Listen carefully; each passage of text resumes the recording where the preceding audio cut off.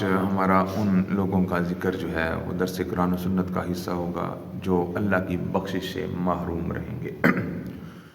تو سب سے پہلے حضرات ذی وقار 15 شعبان المعظم کی شان میں حضور اکرم شفیع معظم صلی اللہ علیہ وسلم کی جو حدیث مقدسہ ملتی ہے کہ 15 شعبان کو حضور اکرم شفیع معظم صلی اللہ علیہ وسلم حضرت عائشہ صدیقہ رضی اللہ تعالی عنہا کے بستر سے اٹھے اور قبرستان کے اندر چلے گئے اور وہاں جا کر اللہ رب العزت کی بارگاہ میں دعا فرما رہے تھے، گریہ زاری کر رہے تھے۔ اما عائشہ صدیقہ رضی اللہ تعالی عنہا ارشاد فرماتی ہیں کہ میں نے دیکھا کہ حضور میرے بستر پر جلوہ افروز نہیں ہیں۔ میرے دل کے اندر گمان پیدا ہوا کہ شاید حضور کی طبیعت کے اندر کسی دوسری بیوی کا میلان آیا ہے تو حضور اس کے پاس چلے گئے ہیں، لیکن جب میں نے باہر دیکھا تو حضور علیہ الصلوۃ والسلام قبرستان کے اندر گریہ زاری فرما رہے تھے، رب کی بارگاہ میں دعائیں کر رہے تھے۔ تو میں جب قریب گئی تو حضور اکرم شفیع معظم صلی اللہ علیہ وسلم نے ارشاد فرمایا کہ عائشہ کیا تو گمان کرتی ہے کہ میں اللہ کا نبی تیرے حق کو غصب کروں گا؟ آج تیرا حق بنتا ہے تو میں کسی اور عورت کے پاس چلا جاؤں گا؟ ایسی بات نہیں ہے۔ آج 15 شعبان ہے اور یہ وہ شب ہے جس شب کے اندر اللہ رب العزت بنی کلب کی بکریوں کے بالوں کے برابر اپنے گنہگار بندوں کی بخشش فرما دے گا۔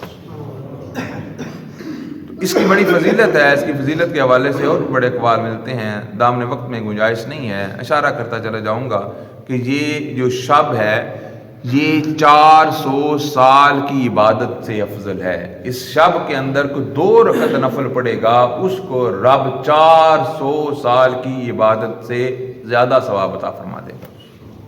یہ بھی حضرت عیسیٰ علیہ السلام کے حوالے سے ملتا ہے کہ حضرت عیسیٰ علیہ السلام نے روزہ رکھا ہوا تھا، آپ مسجد کے اندر تشریف لائے، آپ کی نگاہ ایک سامنے پہاڑی پر ایک سفید پتھر پر پڑی، آپ اس کے قریب گئے اور اس کی خوبصورتی کو دیکھ کر حیران ہو رہے تھے۔ ابھی تعجب میں تھے تو اللہ رب العزت نے ارشاد فرمایا اے عیسیٰ تو اس پتھر کو دیکھ کر بڑا حیران ہے، کیا تجھے میں اس سے بھی زیادہ تعجب والی بات نہ دکھاؤں؟ تو حضرت عیسیٰ علیہ السلام رب کی بارگاہ میں عرض گزار ہوئے یا باری تعالیٰ میں اس سے بھی زیادہ تعجب والی بات دیکھنا چاہوں گا۔ تو اللہ رب العزت نے ارشاد فرمایا عیسیٰ اپنا عصا اس پتھر کو مار۔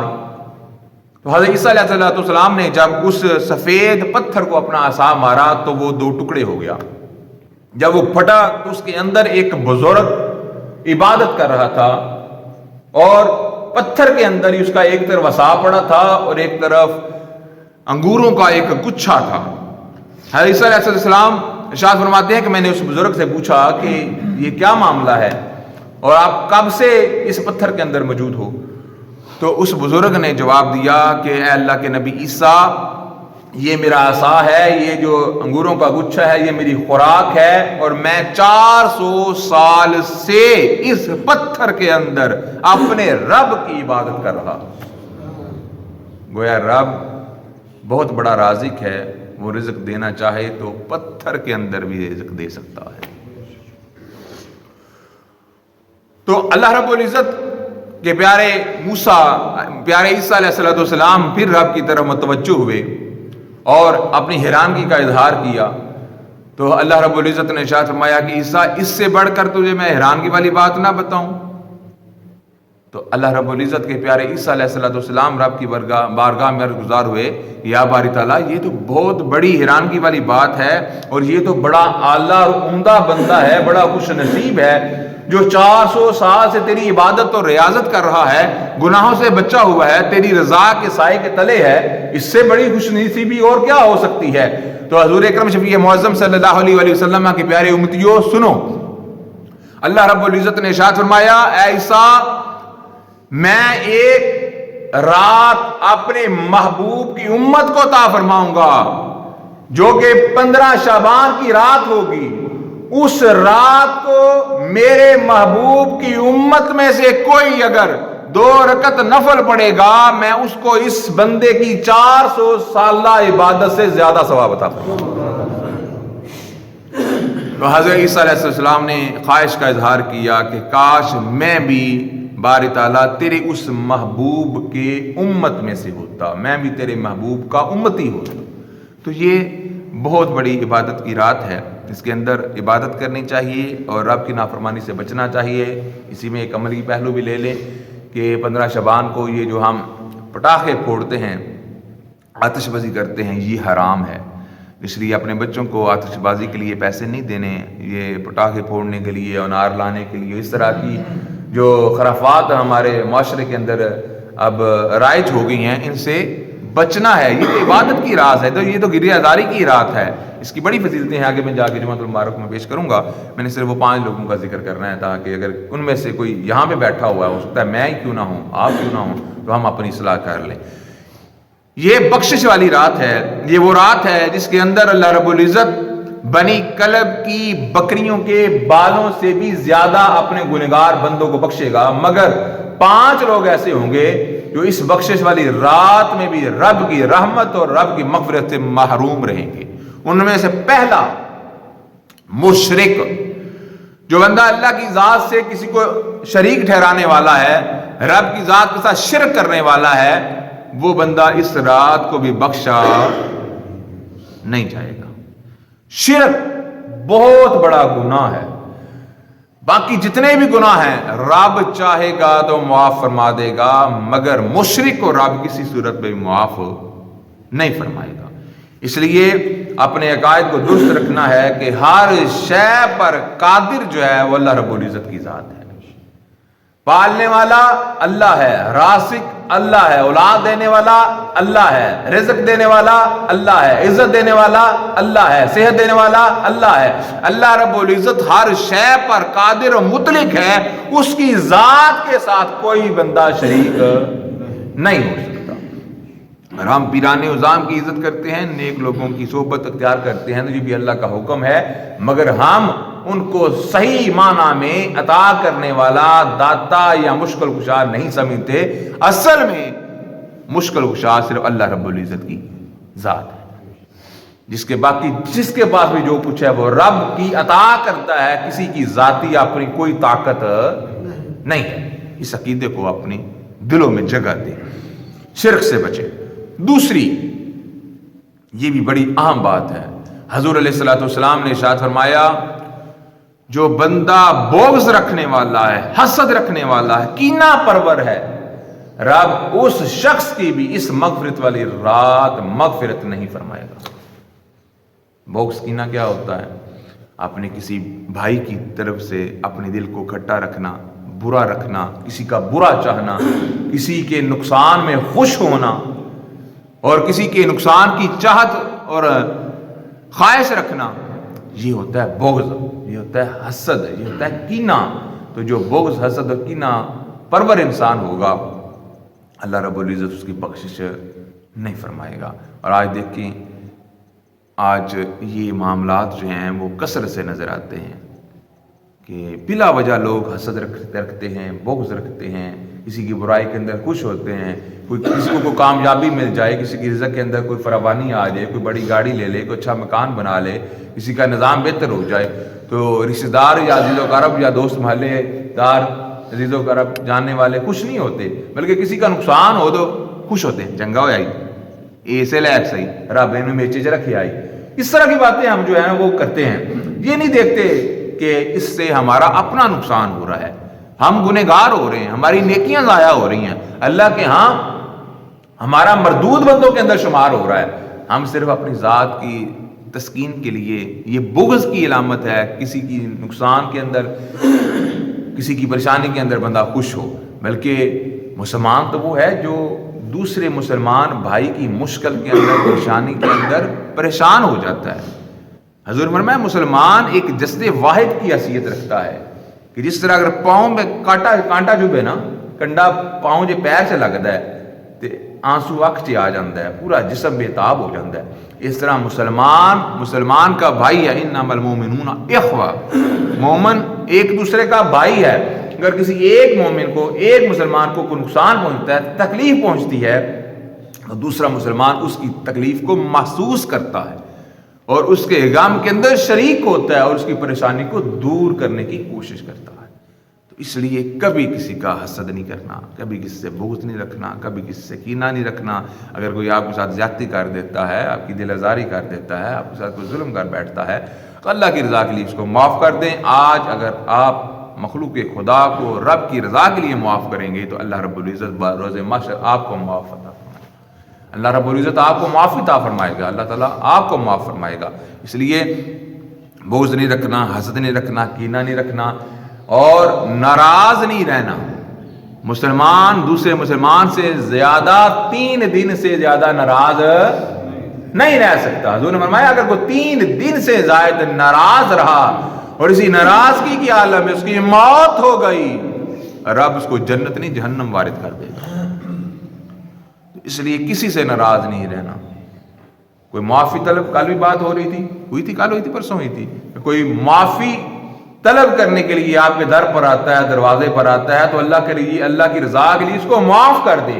اگر معاف نہ کیا تو بروز محشر حوض کوثر سے حضور علیہ السلام کے ہاتھ سے جام آپ کو نصیب نہیں ہوگا۔ حضور نے فرمایا ایسے شخص کو میں اپنا جام نہیں عطا کروں گا۔ تو اس لیے کبھی کسی سے ناراض ہوں، آپس میں محبت، پیار اور اتفاق والی فضا قائم کر کے اپنی زندگیوں کو خوشگوار بنائیں، ان کو خوبصورت بنائیں، اور اللہ کی رضا کے لیے اپنی زندگی کو گزاریں۔ کتنے شخص ہو گئے جی؟ 2۔ تیسرا وہ شخص جو تکبر کی وجہ سے اپنی شلوار یا تہمت کو یا پاجامے کو ٹخنوں سے نیچے رکھے گا۔ تکبر کی وجہ سے، سستی کی وجہ سے کوئی نیچے رہ جائے، جس طرح آج کل سلائی کے دوران ہی ہماری شلواریں یا ٹراؤزر لمبے ہوتے ہیں، کوشش کی جانی چاہیے کہ درزی کو آپ اپنا ماپ اس انداز سے دیں کہ آپ کے جو شلوار ہے اس کے پہنچے جو ہیں وہ تھوڑے اوپر رہیں۔ تو تکبر جو ہے یہ بھی ایسا عمل ہے، ایسا گناہ ہے جس کی رب بخشش نہیں فرمائے گا۔ متکبر جو ہے، تکبر کرنے والا جو ہے، ایسا شخص جو تکبر کی وجہ سے اپنے ٹراؤزر کو، شلوار کو، پینٹ کو، تہمت کو اگر ٹخنوں سے نیچے رکھے گا تو اس شخص کی بھی رب اس بخشش والی رات کے اندر بخشش نہیں فرمائے گا۔ جی 3 ہو گئے ہیں غالباً۔ چوتھا، حضور اکرم شفیع معظم صلی اللہ علیہ وسلم نے ارشاد فرمایا وہ شخص جو اپنے والدین کا نافرمان ہوگا۔ جو والدین کا نافرمان ہے، جو والدین کا گستاخ ہے، جو والدین کو دکھ دینے والا ہے، تکلیف دینے والا ہے، ان کو پریشان کرنے والا ہے، حضور علیہ السلام نے ارشاد فرمایا اس بخشش والی رات رب اس شخص کی بخشش نہیں فرمائے گا۔ تو آج دیکھیں ذرا، آج ہم میں سے اکثر و بیشتر ساتھی جو ہیں اپنے والدین کے گستاخ نظر آتے ہیں، اپنے والدین کی ناراضگی کو مول لینے والے نظر آتے ہیں کہ بیوی بچوں کی وجہ سے، گھریلو معاملات کی وجہ سے ہم والدین کو پریشان کرتے نظر آتے ہیں۔ اگر کوئی غیر شادی شدہ ہے تو وہ اپنے دوستوں کی وجہ سے اپنے والدین کو ناراض کرتا نظر آ رہا ہے۔ ایک طرف ماں کہہ رہی ہے کہ بیٹا شام کے بعد گھر سے نہیں نکلنا، دوسری طرف دوست جو ہے وہ دروازے پر کھڑا ہے، ماں منع کرتی رہتی ہے اور وہ دوست کے ساتھ چلا جاتا ہے۔ تو یاد رکھیے گا، اللہ اور اللہ کے رسول کے بعد اگر کسی ذات کا کوئی مقام ہے تو سب سے بڑھ کر آپ کے والدین کا مقام ہے۔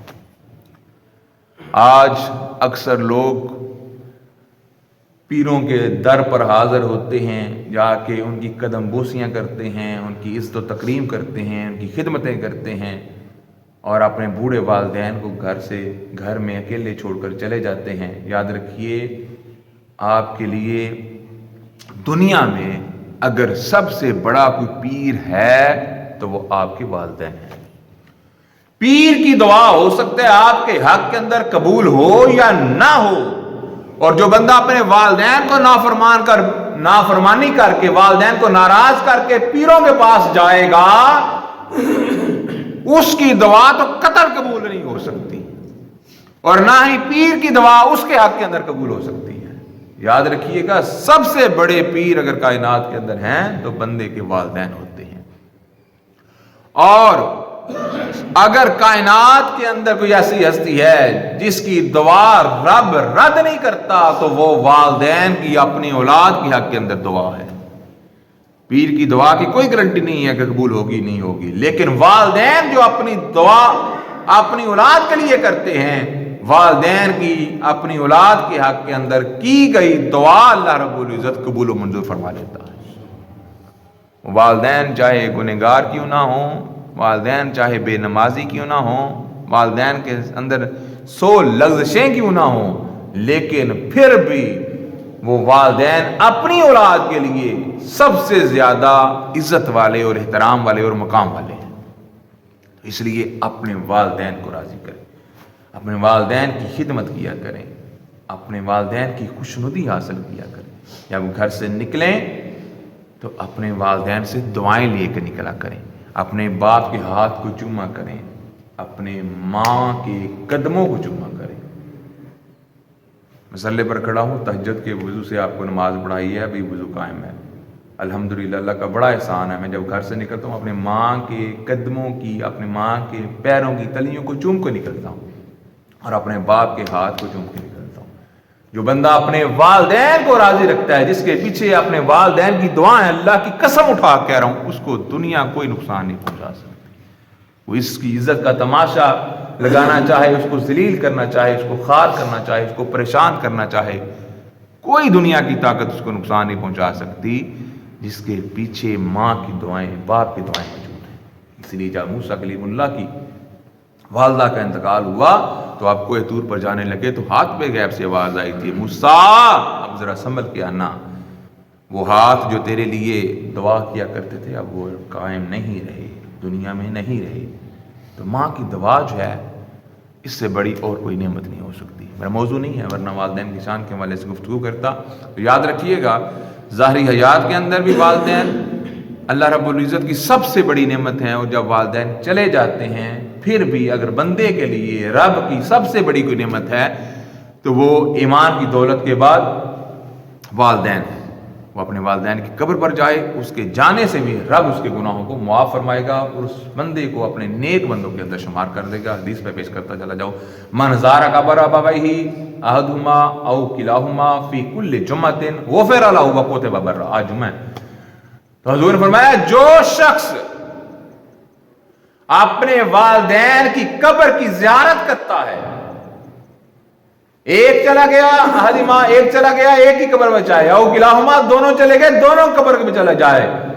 دعا کرنا بڑا اعلیٰ اور بڑا عرفہ ہے. من زار قبر ابویہ، جس کسی نے اپنے والدین کی قبر کی زیارت کی، روز جانا بڑا اعلیٰ اور افضل ہے. روز نہ بھی جائے، فی کل جمعۃ، ہر جمعے کے جمعے چلا جائے، غفر لہ، رب اس جانے والے کے گناہوں کو معاف فرما دیتا ہے. وہ کوتب برا، اور اس بندے کو اپنے نیک بندوں کے اندر شامل کر لیتا ہے. اس سے بڑی نعمت ہو سکتی ہے کہ والدین چلے بھی جائیں پھر بھی رب کی رضا کا باعث کون ہے؟ والدین کی قبر پر جانا، اس کو دیکھنا. آخری بات سن لیں، وقت کافی ہو گیا ہے. پانچویں بات جو ہے کہ پانچواں وہ شخص ہے جو شراب کا عادی ہے، شراب پینے والا. اس شخص کی بھی اللہ رب العزت بخشش والی 15 شعبان والی رات کو بخشش نہیں فرمائے گا. مختصر 15 شعبان بخشش والی رات ہے، رب کی عطا والی رات ہے، رب کا فضل اور رب کی خوشنودی حاصل کرنے والی رات ہے، رب کو منانے والی رات ہے. مگر اس رات کے اندر بھی اللہ رب العزت 5 لوگوں کی بخشش نہیں فرمائے گا. پہلا فرمایا کہ مشرک کی اس بخشش والی رات کے اندر ہی بخشش نہیں ہوگی. دوسرا فرمایا بغض، حسد اور کینہ رکھنے والا جو شخص ہے، اس کی اس بخشش والی رات میں بھی بخشش نہیں ہوگی. تیسرا فرمایا جو تکبر کرنے والا ہے، جو متکبر ہے، متکبر کی بھی اس بخشش والی رات بخشش نہیں ہوگی. چوتھا فرمایا جو والدین کا نافرمان ہے، اس شخص کی اس بخشش والی رات بھی بخشش نہیں ہوگی. اور 5واں شخص حضور نے فرمایا جو بندہ شراب کا عادی ہے، اس شخص کی بھی اس بخشش والی رات بخشش نہیں ہوگی. اللہ